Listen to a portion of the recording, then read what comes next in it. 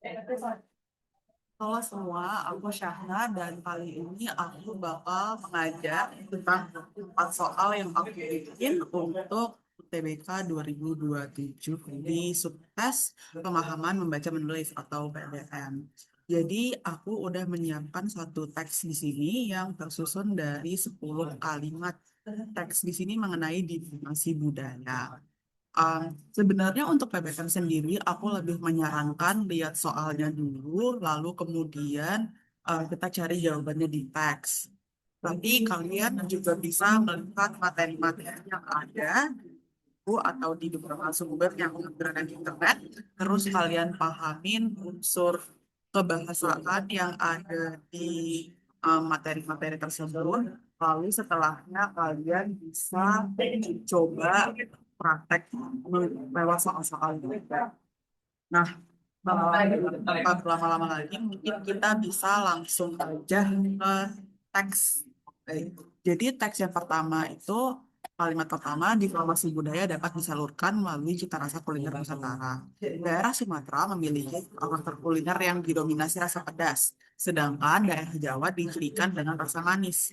Contohnya, hidangan, rendang, dan gudeg. Perbedaan ini menjadi identitas masing-masing daerah, meskipun bisa diwujudkan dengan gastrodiplomasi. Gastrodiplomasi memiliki makna pengenalan budaya asing melalui makanan khas sebuah daerah. Hal ini bisa terjadi baik di skala regional, nasional, dan internasional. Misalnya, hidangan jagung pipil yang disajikan dengan keju parut dan susu sudut, jagung susu keju di Indonesia, dan elote di Meksiko. Atau pempek asal Palembang dan odeng asal Korea Selatan yang memiliki konsep berupa olahan ikan ke bentuk gorengan. Gastrodiplomasi juga mendukung adanya diversifikasi pangan yang berfokus ke perkembangan agrikultur Indonesia. Contohnya, perkembangan sagu di daerah Papua dan Mandai di Kalimantan. Kita langsung masuk ke soal nomor 1, yaitu tentang kalimat tidak efektif. Kalimat tidak efektif itu dia antara memiliki, bukan memiliki, dia itu biasanya susunan SPOK-nya enggak runtut, jadi dia bisa predikat duluan, lalu subjeknya di akhir, atau objek ditaruh di tengah-tengah kalimat, padahal seharusnya di beberapa kasus dia jadi yang terakhir gitu. Jadi kalimat tidak efektif itu ciri-cirinya satu, SPOK-nya tidak beraturan. Kita ada mungkin ya, SPOK tidak beraturan. Lalu yang kedua, ciri lain dari kalimat tidak efektif ialah dia itu biasanya kalaupun nggak ada kalimat ini juga teks ini tetap kohesif. Atau kita ketik aja di sini.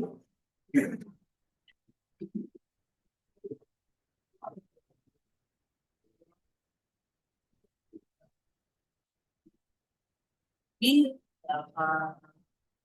kira tetap tetap bersatu padu gitu, menjadi satu susunan yang padat. Nah, jadi kita bisa lihat di kalimat nomor 3, yaitu contohnya hidangan rendang dan gudeg. Kalau kita lihat dari kalimat 1 sampai kalimat 4 dengan mengeliminasi kalimat ketiga ini, kan diplomasi budaya dapat disalurkan melalui cita rasa kuliner Nusantara. Daerah Sumatera memiliki karakter kuliner yang didominasi rasa pedas, sedangkan daerah Jawa dicirikan dengan rasa manis. Perbedaan ini menjadi identitas masing-masing daerah, meskipun bisa diwujudkan dengan gastrodiplomasi.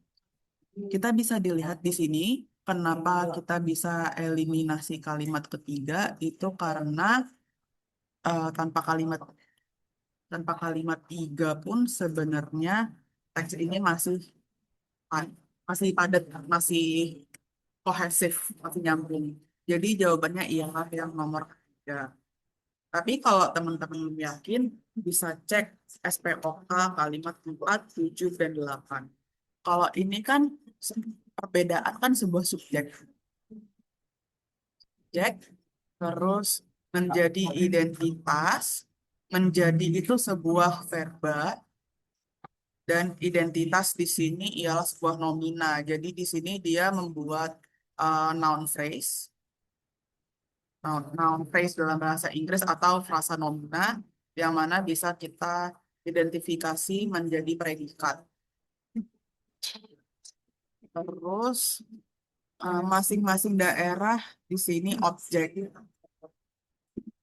Di sini objek, kemudian sisanya bisa kita kategorikan sebagai keterangan. Terus kalimat nomor 7, misalnya hidangan jagung.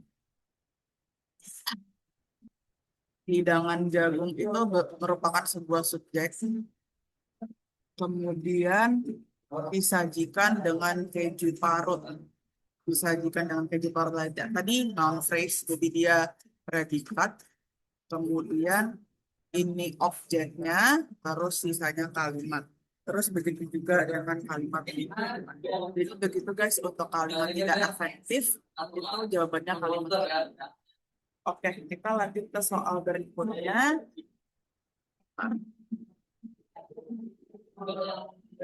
Oke. Maaf ya guys untuk coretannya.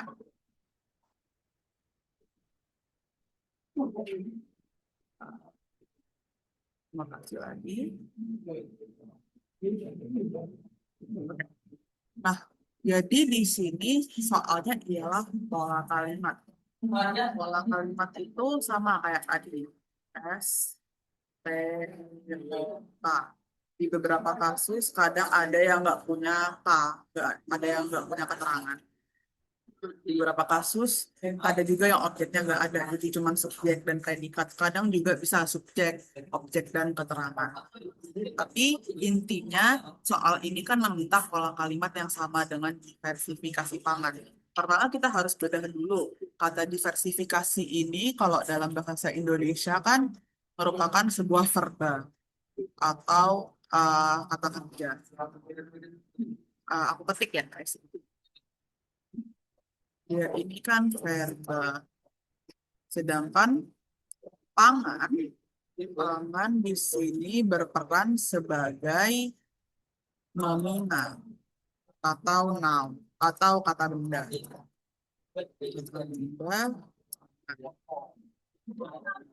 Nah, kita lihat masing-masing opsi jawaban. Oke, kita lihat kata pertamanya dulu ya. Kerja. Kerja itu sebuah verba. Ya, verba. Ulang itu juga verba.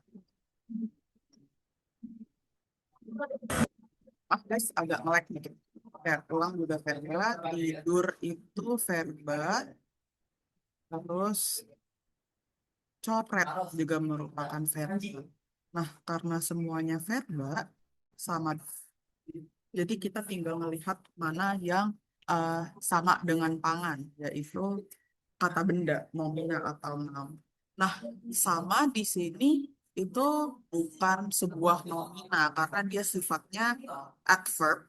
Dia menjadi suatu frasa dengan kerjasama dan dia membentuk makna baru. Artinya ketika kita berpikir tentang kata kerja dan kata kerjasama itu kan dua hal yang berbeda.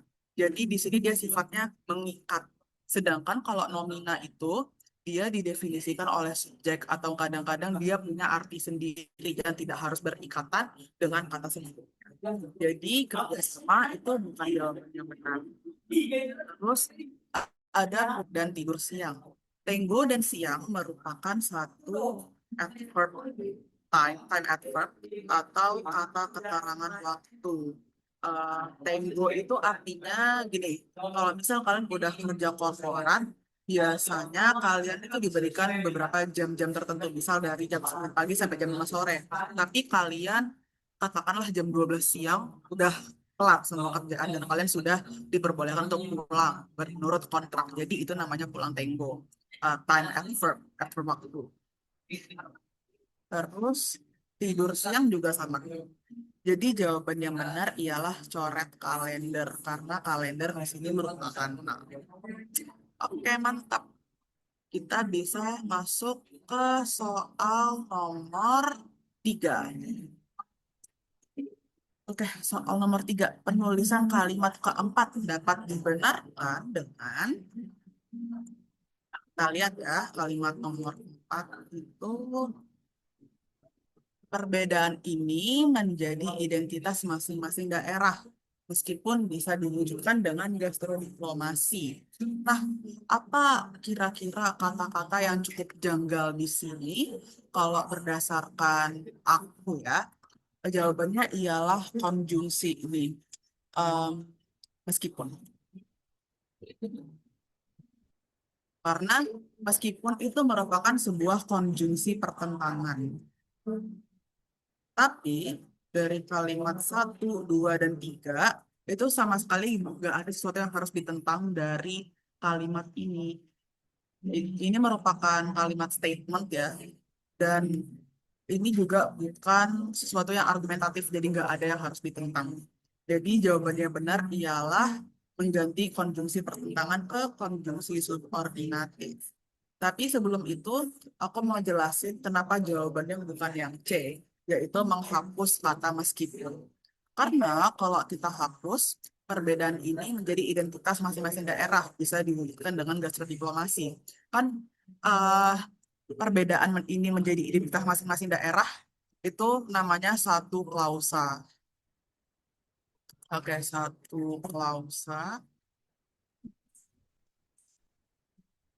satu klausa. Terus bisa diwujudkan dengan gastrodiplomasi. Itu namanya satu klausa yang lain.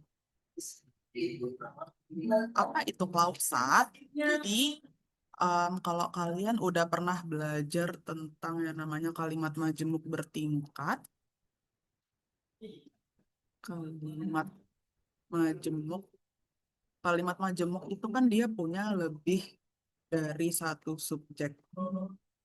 Dan di sini subjeknya ada perbedaan ini dan em, bisa diwujudkan itu mungkin nggak ada subjeknya, tapi dia merupakan bentuk predikat yang harus diikat dengan sebuah subjek. Kalau belum paham, mungkin bisa dicerna ya. Kalimat majemuk itu punya lebih dari satu subjek, dan kalimat majemuk itu ada kalimat majemuk yang tunggal dan yang bertingkat. Di kasus ini, kalimat keempat termasuk kalimat majemuk yang bertingkat.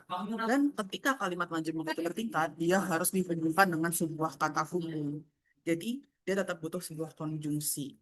Nah, kata hubung yang tepat untuk kalimat nomor 4 ialah yang. Dan yang itu merupakan sebuah konjungsi subordinat. Jadi jawaban yang benar ialah yang kalau kita menggunakan huruf kapital dari gastrodiplomasi ke gastrodiplomasi dengan huruf G besar, itu juga salah dan kurang tepat karena ini bukan nama terminologi, bukan nama tempat, jadi nggak harus dikapitalin. Dan kalau kita menghapus kata masing-masing, jadi ini jadi kalimat yang kurang lengkap, jadinya kalimat yang tidak efektif. Kita lanjut ke soal terakhir. Soal terakhir, penulisan yang tidak dapat ditunjukkan oleh kalimat. Di sini aku tulis kalimat nomor 10. Kita langsung lihat aja ya kalimat nomor 10. Aku cek annotating dulu. Baik, contohnya perkembangan sagu daerah Papua dan Mandai di Kalimantan. Nah, di sini kan yang kurang tepat ini ya. Papua itu nama daerah, Kalimantan juga nama daerah. Sedangkan Mandai itu nama makanan dan dia tidak paralel dengan sagu. Tidak paralel itu maksudnya gini. Ketika dua jenis kata yang sama, and in this case mereka nama makanan. Jadi gini, jenis kata yang sama harus paralel. Jadi ketika yang satu itu kapitil alias gak bukan huruf besar awalnya, satunya lagi harus kapitil juga di satu kalimat yang sama. Jadi ini tidak konsisten dan salah. Nah, sedangkan Papua dan Kalimantan harusnya dikapitalkan karena mereka nama tempat. Oke, segitu aja dulu dari aku untuk soal-soal PPKN hari ini. Semoga bisa membantu kalian semua untuk menghadapi UTBK 2027 atau bahkan tes-tes mandiri di tahun 2023. Aku Syahna Mariam dari Universitas Mula Warman, jurusan Sastra Inggris. Salam kenal dan semoga membantu.